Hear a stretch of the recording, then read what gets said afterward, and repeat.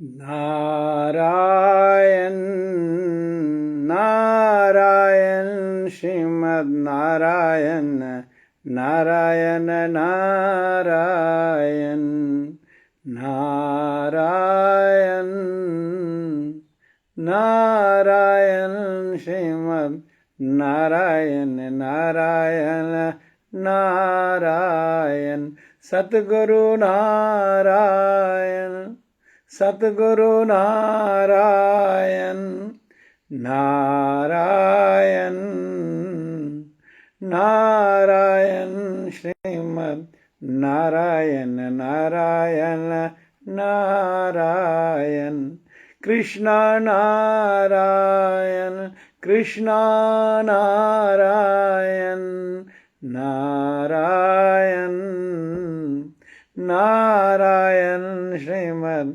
नारायण नारायण नारायण। प्रेम से बोलो हरे कृष्णा। आज 14वां दिन माघ का, वो भी शव चतुर्दशी के, आज एकादशी है। कल दशमी थी, आज एकादशी, परसों इसका अमावस के दिन द्वादशी होगी। इसलिए याद करना, आज हम सुबह से जो भी हमने माँ की महिमा सुनी और एकादशी के साथ आज एकादशी का मतलब भी अपने मन शरीर को समझो, आत्मा को समझो, कर्मफल को समझो, फिर परिचय होगा अपनी आत्मा का, परमात्मा का। इस तरह से अभी हम संत महात्मा मंडली के दर्शन करके भी आए। तो अब हम थोड़ा सा आज जो छठा पर्व है महाभारत का, उसको हम आज शुरू करेंगे, कल आगे इसको संपन्न करेंगे। प्रेम से बोलो हरे कृष्णा। भीष्म के सेनापति में प्रथम 10 दिन का युद्ध, जब कल के हमने महाभारत में 4 दिनों में हमने जो अमृतपान किया, आखिर जब कुछ हुआ नहीं, जैसे अभी हम वहाँ संत मंडली में ये कह के आए, कश्मीरी पंडित के 36 साल निर्वासन हो गया, कब तक करेंगे सहन, कोई भगवान से भी प्रार्थना करो और स्वयं को भी कुछ अपना उठना पड़ेगा, साधना करना पड़ेगा। इसी तरह से जब उस वक्त भी कुरुक्षेत्र के मैदान में कोई भी नहीं चला, तो फिर युद्ध की बारी आई। अब युद्ध की शुरू में पहला 10 दिन का सेनापति कौरवों का बना भीष्म पितामह और पांडवों का धृष्टाद्युम्न।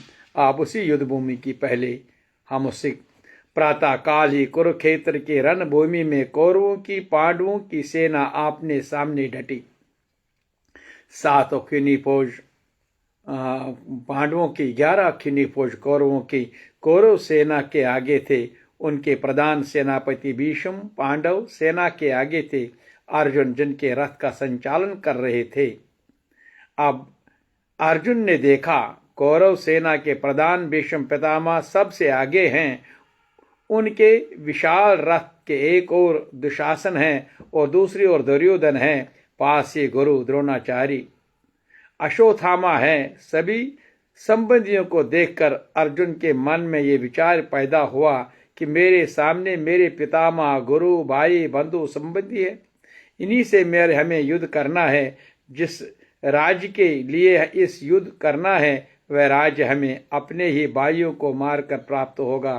प्रयोजन की मृत्यु से स्त्रियां विधवा हो जाएंगे, बच्चे अनाथ हो जाएंगे, सज्जनों की मृत्यु के प्राप्त ये राज्य लेकर क्या होगा। यही विचार आते ही अर्जुन का हृदय कांप उठा।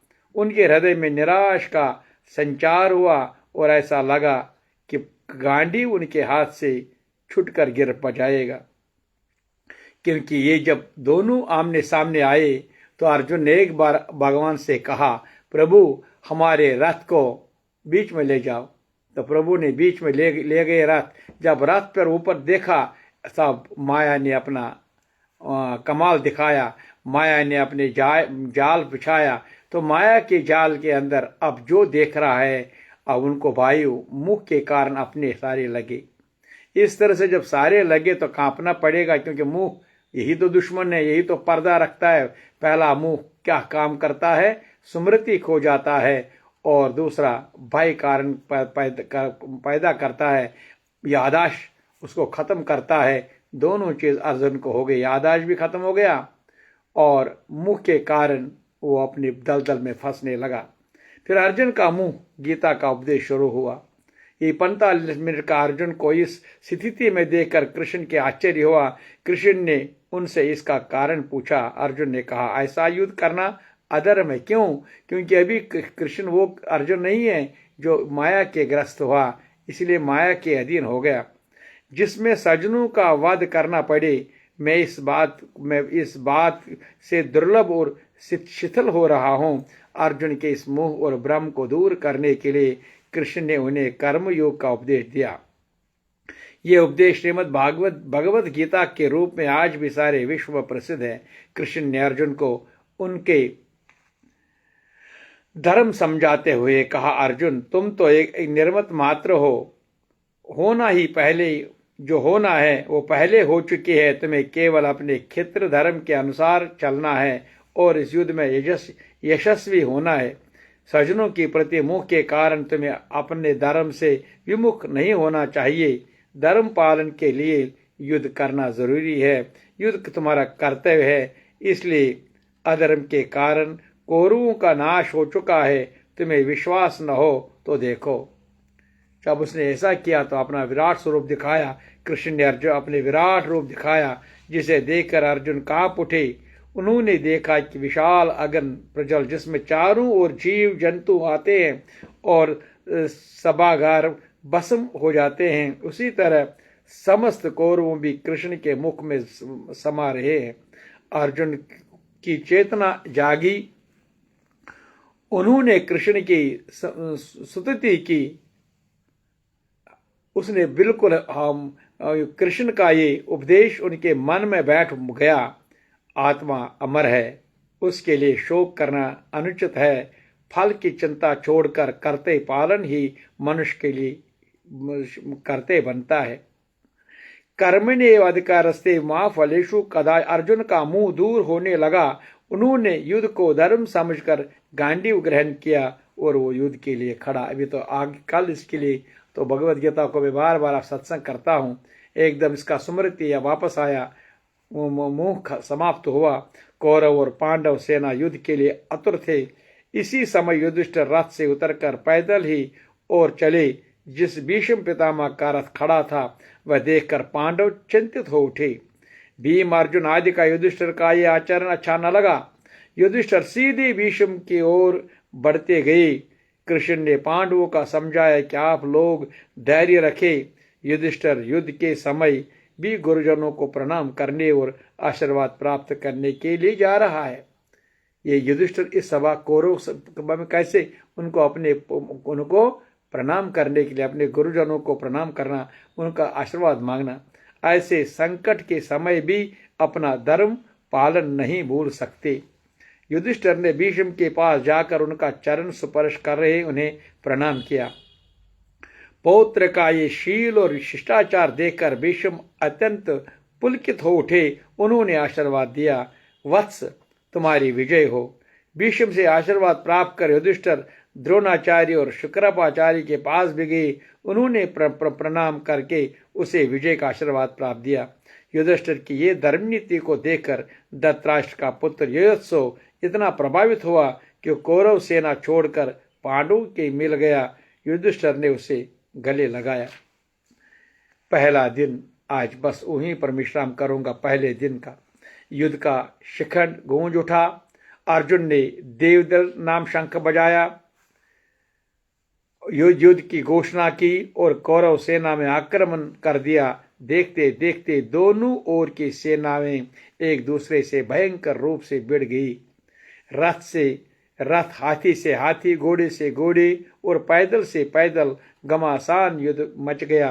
पहले दिन के युद्ध में विराट पुत्र विराट पुत्र जो उत्तर कुमार युद्ध करता हुआ वीर गति को प्राप्त हुआ, जिसे पांडवों में गहरा शोक छा गया।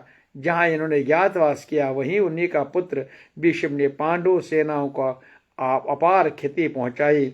संध्या होती अर्जुन ने युद्ध बंद करने का शंख बजाया। भीष्म ने भी शंख ध्वनि से युद्ध समाप्ति की घोषणा की। पहले युद्ध में जो उसी विराट पुत्र का उत्तर कुमार था, पहले दिन वो शहीद हो गया। पहले दिन युद्ध को देखकर दुर्योधन बहुत ही प्रसन्न हुआ और युद्ध में विजय पाने की उसकी आशा बलती उठी। युधिष्ठिर ने कृष्ण से विनयपूर्वक कहा, यदि यादव पति आज के युद्ध से पितामह की अजेयता सिद्ध हो गई, उनके सामने हमारा कोई महारथी नहीं टिक सकता। ऐसा लगता है कि युद्ध में हमारी पराजय होगी। कृष्ण गंभीर होकर बोले, महाराज, क्षत्रिय के लिए युद्ध में मरना शोकजनक बात नहीं है। ऐसा शोक तो कायरता है। उत्तर कुमार वीर गति को प्राप्त हुआ और उसे स्वर्ग मिला है। ये युद्ध मात्र नहीं बल्कि धर्मराज की स्थापना। आप अपने धर्म और कर्तव्य से निडबे। इसलिए पहला दिन के समय में आज जो भी युद्ध हुआ, एक वीरगति प्राप्त हुआ, कमजोर हो गई, श्री कृष्ण ने उनको फिर समझाया, ऐसी बात नहीं, घबराने की बात नहीं है। आज हम बल के पूर्वक हम धर्म के लिए लड़ते हैं। जो शहीद हो जाते हैं उनको स्वर्ग ही मिल जाता है। कल दूसरे दिन से पूरा हम, क्योंकि 4 अभी 10 में अभी दूसरा दिन भी करेंगे। दूसरे दिन प्रातः काल कौरव पांडव सेनाएं अपने व्यूह खड़ी हो गई और युद्ध के लिए सेनापतियों के आदेश का प्रतीक्षा करने लगी। भीष्म के सेनापति तो कौरव सेना ने आज भी पांडवों को सेना पर भीषण आक्रमण किया। पांडव की सेना तितर बितर हो गई, चारों ओर हाहाकार मच गया। ये देखते अर्जुन को बड़ा रोष आया और उन्होंने कृष्ण से कहा, यदि हम इसी प्रकार सावधान रहे तो भीष्म हमारी सेना का ध्वस्त करेंगे। हमें हर प्रकार से भीष्म का सामना करना होगा। ठीक कहते हैं धनंजय, मैं भीष्म पितामह की ओर अपना रथ ले चलता हूँ। ये कहते हुए कृष्ण अर्जुन का रथ बड़ी तेज भीष्म की ओर चले। अर्जुन और भीष्म से घोर युद्ध उठन गया। अर्जुन का रथ शत्रुओं के रथों के बीच इतनी तेज चक्कर काट रहा था कि जो देखकर दुर्योधन कांप उठा। ये भयभीत होकर भीष्म से बोल उठे, पितामह, ऐसा लगता है कि आपके तथा द्रोणाचार्य के जीते जी अर्जुन और कृष्ण कौरव सेना को धूल में मिल जाएगा। अर्जुन के सहमराकारी युद्ध को देखते हुए बहुत हताश हो गया। आप किसी प्रकार अर्जुन को मौत में मुंह पहुंचा दे, ये मैं आशा करता हूं।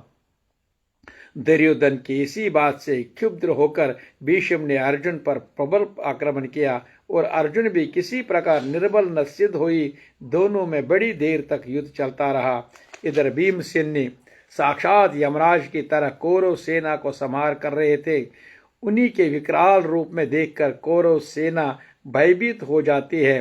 भीम के इस संहार रूपी देखकर भीष्म भी अर्जुन से लड़ना छोड़ भीम की ओर दौड़ पड़े। सात्विक के एक बाण से भीष्म का सारथी घायल होकर गिर पड़ा।